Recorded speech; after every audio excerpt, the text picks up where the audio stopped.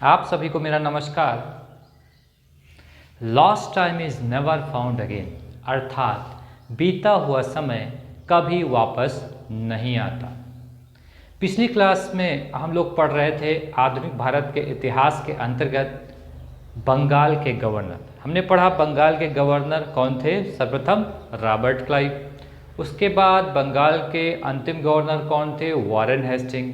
उसके बाद पढ़ा 1773 के रेगुलेटिंग एक्ट के द्वारा वॉरेन हेस्टिंग को बंगाल का प्रथम गवर्नर जनरल बनाया जाता है। तो प्रथम गवर्नर जनरल कौन बने, वॉरेन हेस्टिंग। उसके बाद वॉरेन हेस्टिंग के बाद गवर्नर जनरल बनते हैं कॉर्नवालिस, जिनका कार्यकाल 1786 से लेकर 1793 तक है। कॉर्नवालिस की बात करें तो इनका जन्म 31 दिसंबर 1738 को हुआ था तथा इनकी मृत्यु 5 अक्टूबर 1805 को हुई। कॉर्नवालिस की बात करें, बहुत ही महत्वपूर्ण है एग्ज़ाम के पॉइंट ऑफ व्यू से। मोस्टली बहुत सारे एग्ज़ामों में इनसे रिलेटेड मैंने क्वेश्चंस देखे हैं, तो इसे आप बहुत अच्छे से पढ़ें। बात करें 1786 में ईस्ट इंडिया कंपनी ने उच्च वंश के, ये उच्च वंश से बिलोंग करते थे, उच्च वंश के कॉर्नवालिस को पिट्स इंडिया एक्ट के तहत भारत का गवर्नर जनरल बनाकर, बंगाल का गवर्नर जनरल बनाकर भारत भेजा। ये बात करें तो 2 बार भारत के गवर्नर जनरल बने। एक बार तो कब बने, 1786 से लेकर 1793। दूसरी बार ये 1805 में बनते हैं, लेकिन तुरंत ही उनकी मृत्यु हो जाती है। तो दूसरी बार ये 1805 में बने और उनकी तुरंत मृत्यु हो जाती है। ठीक है, तो यहाँ पर अभी इनकी मृत्यु से रिलेटेड एक क्वेश्चन बहुत एग्जाम में बनता है, उस पर हम लोग डिस्कस करेंगे। सबसे पहले हम जो मुख्य इंपॉर्टेंट है पॉइंट उस पर डिस्कस करते हैं, सिविल सेवा। कॉर्नवालिस को भारत में सिविल सेवा का जन्मदाता कहा जाता है, अर्थात सिविल सेवा का जनक। भारत में सिविल सेवा का जनक किसे कहा जाता है, कॉर्नवालिस महोदय को कहा जाता है। ठीक है, बात करें सिविल सेवा की, तो सिविल सेवा 1853 से इसकी प्रतियोगी परीक्षाएं होने लगी थी, लेकिन ये परीक्षाएं सिर्फ इंग्लैंड में आयोजित की जाती थी। 1923 से भारत में भी यह परीक्षा आयोजित होने लगी। 1863 में प्रथम ICS सत्येंद्र नाथ टैगोर बने। इसका मतलब क्या हुआ कि सत्येंद्र नाथ टैगोर प्रथम भारतीय थे जिन्होंने ICS मतलब सिविल सेवा की परीक्षा उत्तीर्ण की थी। इसके अलावा सुभाष चंद्र बोस की भी बात करें, उन्होंने परीक्षा उत्तीर्ण की थी, लेकिन उन्होंने फिर रिज़ाइन दे दिया था। ठीक है, तो सत्येंद्र नाथ टैगोर क्या है, प्रथम भारतीय हैं जिन्होंने सिविल सेवा की परीक्षा उत्तीर्ण की थी। प्रारंभ में इसमें आयु कितनी थी, 23 वर्ष आयु थी प्रवेश लेने की। बाद में लिटन ने इस आयु को 23 वर्ष से घटाकर 19 वर्ष कर दिया था। उसके अलावा हम दूसरे पॉइंट की बात करते हैं, पुलिस सेवा। तो कॉर्नवालिस को ही भारत में पुलिस सेवा का जन्मदाता कहा जाता है, अर्थात भारत में पुलिस सेवा का जन्मदाता किसे कहा जाता है, कॉर्नवालिस को कहा जाता है। उसके अलावा हम बात करें, ये हमने पॉइंट नीचे लिखा है, न्यायिक सुधार। तो न्यायिक सुधार की बात करें तो सर्वप्रथम न्यायिक सुधार के अंतर्गत जिले की समस्त शक्ति कलेक्टर के हाथों में इन्होंने दे दी थी। 1787 में जिले के प्रभावी कलेक्टर को दीवानी अदालत का दीवानी न्यायाधीश इन्होंने नियुक्त किया। फौजदारी अदालत को इन्होंने समाप्त कर दिया और उसके स्थान पर 4 भ्रमण करने वाली अदालतें स्थापित की, जो 3 बंगाल में थी और 1 बिहार में थी। कॉर्नवालिस ने कानून की विशिष्टता का नियम भारत में लागू किया। तो पूछा जाए विशिष्टता का नियम किसने लागू किया, कॉर्नवालिस ने लागू किया, जो इससे पहले नहीं था। तो कॉर्नवालिस ने कानून की विशिष्टता का नियम भारत में लागू किया। उसके अलावा हम बात करें कॉर्नवालिस संहिता 1789। तो कॉर्नवालिस संहिता के अंत जो है, कॉर्नवालिस संहिता ये शक्ति पृथक्करण के सिद्धांत पर आधारित है। किसके आधार पर है, शक्ति पृथक्करण के सिद्धांत पर आधारित है। इसके अंतर्गत क्या किया गया था कि कर एवं न्यायिक दोनों को पृथक पृथक कर दिया गया था। कलेक्टर की न्यायिक एवं फौजदारी शक्तियों का हनन कर लिया गया था, सिर्फ उन्हें कर संबंधी अधिकार दिए गए थे। इट मीन्स दोनों को अलग अलग कर लिया गया था। कॉर्नवालिस ने वकालत पेशा को नियमित कर दिया था, इन्होंने वकालत पेशा को नियमित कर दिया था।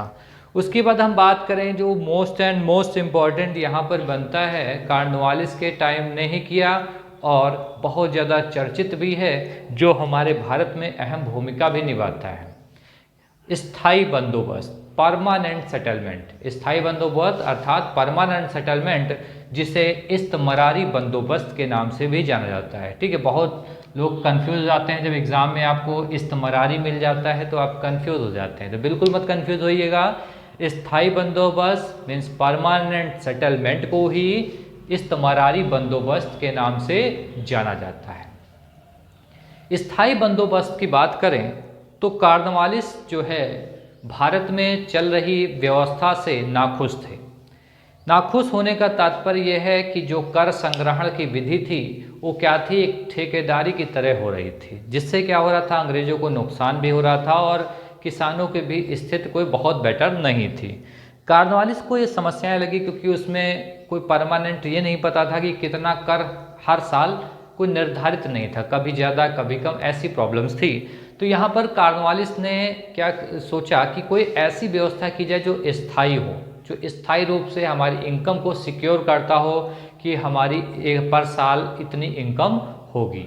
तो इन्होंने क्या किया, इन्होंने उस समय के बंगाल में जो प्रचलित भू राजस्व था उसका संपूर्ण अध्ययन किया और 3 प्रश्नों पर इन्होंने मुद्दा उठाया कि 3 प्रश्नों पर चर्चा की जाए। अब 3 प्रश्न क्या थे, जैसा कि पहला प्रश्न क्या था, जमींदार या कृषक में किसको जो है किसको साथ लेकर व्यवस्था की जाए, मतलब जमींदार या किसानों में किसको एक हम अपने साथ लेकर व्यवस्था की जाए। दूसरा है कि कंपनी की भूमि की उपज में क्या भाग होना चाहिए, इट मीन्स कि जो उपज खेत में हो रही है उसमें कंपनी का भाग कितना होना चाहिए, दूसरा पॉइंट।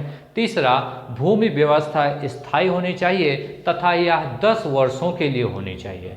तो ये 3 प्रश्न थे। तो इन्होंने क्या किया कि उस समय अगर हम बात करें, राजस्व बोर्ड के प्रधान थे सर जान्सोर, जो आगे हम लोग पढ़ेंगे। सर जान्सोर क्या थे, उस बोर्ड के राजस्व बोर्ड के प्रधान थे, और अभिलेखपाल मतलब जिनके पास रिकॉर्ड रहता था वो जेम्स ग्रांट थे। दोनों से इन्होंने कॉर्नवालिस ने काफ़ी लंबा डिस्कशन किया, उस पर काफ़ी वाद विवाद हुआ। उसके बाद 22 मार्च 1793 को कॉर्नवालिस ने स्थायी बंदोबस्त लागू कर दिया। कब लागू किया, 22 मार्च 1793 को स्थायी बंदोबस्त लागू कर दिया गया। अब स्थायी बंदोबस्त लागू किया तो बात करें, ये एक 10 वर्षीय व्यवस्था, इन्होंने 10 वर्षों के लिए लागू किया था, एक मीन्स 10 वर्षीय व्यवस्था थी। अब ये स्थायी बंदोबस्त के अंतर्गत इन्होंने क्या किया कि जमींदार को भूमि का स्वामी मान लिया। इट मीन्स कि भूमि का स्वामी कौन होगा, जमींदार होगा। अब बताइए जमीन किसकी है, किसानों की, किसान उस पर खेती करते हैं, उपज पैदा करते हैं, लेकिन अब स्वामी कौन हो गया, जमींदार हो गया। अब जमींदार क्या करेंगे, किसानों से खेती कराएंगे। तो यहाँ पर क्या हो गया, मालिक कौन हो गया, जमींदार, और किसान क्या हो गए, बटाईदार। किसान क्या हो गए, बटाईदार। बटाई का फार्मूला आपको भी पता होगा कि क्या होता है, जिसकी ज़मीन होती है और जो उस पर खेती करता है, दोनों के बीच में टाइप हो जाता है कि मान लीजिए 100 रुपए की उपज हो रही है तो 60 मेरा 40 तुम्हारा, या आधा आधा, इस तरीके से। क्योंकि उसमें जो भी उपज होगी उसमें जो भी लागत आएगी वो लागत कौन लगाएगा, किसान लगाएगा। जमींदार को क्या होगा, जिसकी ज़मीन होगी कि सिर्फ पैसा मिलेगा। जब यहाँ पर जमींदार को भूमि का स्वामी मान लिया गया तो क्या हो गया, किसान एक बटाईदार के रूप में हो गया। अब यहाँ पर कॉर्नवालिस ने क्या कहा कि जो जमींदारी है ये वंशागत होगी। वंशागत होगी कहने का मतलब है कि मान लीजिए अगर किसी जमींदार की मृत्यु हो जाती है तो जो उसका उत्तराधिकारी होगा वही उस जमीन का जमींदार कहलाएगा। अब यहाँ पर कॉर्नवालिस ने जमींदारों को क्या किया, एक निश्चित धनराशि पर जमीन दे दी। क्या किया, एक निश्चित धनराशि पर जमीन दे दी कि आप मुझे पर ईयर इतनी राशि दोगे, आप मुझे पर ईयर इतनी राशि दोगे, एनी हाउ आप कैसे भी उसकी वसूली करें, कैसे भी वसूली करें। अब कॉर्नवालिस का पर्पस क्या था कि अब हमें डायरेक्ट किसानों के पास नहीं जाना होगा, उनसे हमें टैक्स नहीं लेना होगा। अब हमारी एक क्या होगा, फिक्स्ड इनकम हो जाएगी कि हमें क्या करना है, पर ईयर जमींदार से इतना लेना है। इट मीन इसका मतलब क्या हुआ, उनकी अर्थव्यवस्था में सुधार होने लगा, क्योंकि क्या होगा कि एक निश्चित धनराशि प्रत्येक साल मिलेगी। और अब हेडेक किसकी हो गई, जमींदारों की हो गई कि भाई जमींदार को हर साल इतना पैसा कंपनी को देना ही देना है।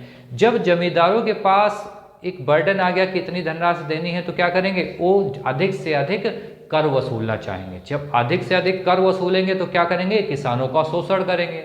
तो यहाँ पर क्या हुआ कि एक ऐसी व्यवस्था लागू हुई जिसमें एक तरफ से क्या कहें तो अंग्रेजों को बहुत सारा फायदा नजर होता आ रहा था, क्योंकि उसमें उनकी इनकम फिक्स हो गई थी। दूसरा, जमींदारों को भी बहुत सारे एडवांटेज मिल गए थे। उन्हें लगा कि अब एक निश्चित धनराशि पर हम अपना जमीन सिक्योर कर सकते हैं और हम जमींदार बने रह सकते हैं। तो क्या करने लगे, किसानों का शोषण करने लगे, किसानों से अत्यधिक कर वसूलने लगे और फिर एक निश्चित धनराशि के रूप में कंपनी को देने लगे। अब यहाँ पर कॉर्नवालिस ने जमींदारों के लिए एक नियम लागू किया। जब ये नियम क्या था कि एक निश्चित समय पर सूर्यास्त से पहले आपको राशि जमा करनी होगी। अगर वह राशि आप नहीं जमा कर पाते हैं तो जमीन क्या कर दी जाएगी, नीलाम कर दी जाएगी, जिसे सूर्यास्त कानून कहा गया। तो सूर्यास्त कानून क्या हुआ कि जमींदार एक निश्चित समय पर सूर्यास्त से पहले क्या करेगा, धनराशि जमा करेगा, अन्यथा उसकी जमीन को नीलाम कर दिया जाएगा, जो सूर्यास्त कानून कहलाया। एक तरफ अब यहाँ पर एक अंग्रेजी इतिहासकार थे, उन्होंने कहा कि यहाँ पर अंग्रेजों ने स्थायी बंदोबस्त लागू करके बहुत सारे फायदे तो देखे, लेकिन कुछ नुकसान भी थे। नुकसान क्या था, जो ईस्ट इंडिया कंपनी थी पहले क्या था, उसका डायरेक्ट किसानों से उसका जुड़ाव था। इट मीन्स क्या चल रहा है पब्लिक में, किसानों में क्या हो रहा है, तो उससे डायरेक्ट टच था। ठीक है, अब क्या हुआ, जब बीच में जमींदार आ गया, भाई एक तरफ कंपनी, बीच में जमींदार, उधर किसान।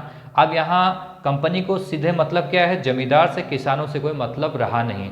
तो एक तरीके से जब कंपनी का किसानों से मतलब नहीं रहा, तो एक तरीके से उनकी जो प्लानिंग थी वो प्लानिंग कहीं ना कहीं फेल होती नजर आई, क्योंकि वो किसानों से बहुत दूर हो गए थे। माध्यम के रूप में कौन था, जमींदार थे। तो एक इतिहासकार थे, इतिहासकार ने कहा ये दुखद और मूर्खता भरी भूल थी। ये किसकी, कॉर्नवालिस की दुखद और मूर्खता भरी भूल थी। उन्होंने, इतिहासकार होमचेस ने क्या कहा कि कॉर्नवालिस की दुखद एवं मूर्खतापूर्ण भरी भूल थी कि उन्होंने खुद किसानों से मतलब हटा लिया। इट मीन्स बीच में किसी लिया जमींदार को। तो ये स्थायी बंदोबस्त बहुत ज़्यादा चर्चित हुई, इससे बहुत सारे परिणाम हुए।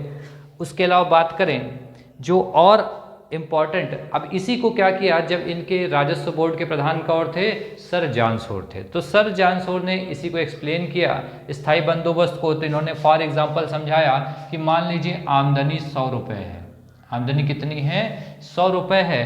तो उसमें क्या होगा, जो जमींदार हैं, अब इन्होंने क्या किया, ये जमींदार आमदनी किसकी है, किसान की।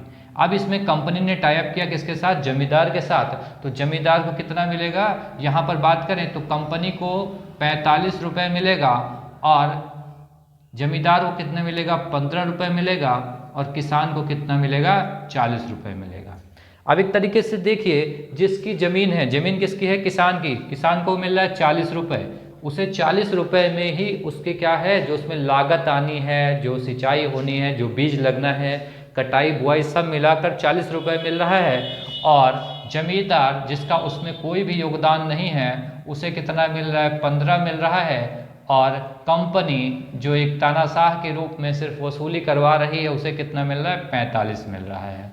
ठीक है, और फिर यहाँ अंतिम और इम्पॉर्टेंट क्वेश्चन से रिलेटेड पूछता है कि ये एकमात्र गवर्नर जनरल हैं जिनकी समाधि कहाँ है, उत्तर प्रदेश के गाजीपुर में। क्योंकि 1805 में इनकी मृत्यु कहाँ होती है, गाजीपुर में होती है। तो वहीं पर इनकी समाधि है। कहाँ पर है, गाजीपुर, उत्तर प्रदेश में कॉर्नवालिस की समाधि। बहुत बार एग्जाम में क्वेश्चन पूछा गया है कि निम्नलिखित में से किस गवर्नर जनरल की समाधि गाजीपुर उत्तर प्रदेश में है, तो किसकी है, कॉर्नवालिस की है। आज के लिए इतना ही। आप इसे नोट्स बनाएं और अच्छे से पढ़ें। बहुत ही इम्पॉर्टेंट है आने वाले एग्ज़ाम्स के लिए। आज के लिए इतना ही, बहुत बहुत धन्यवाद।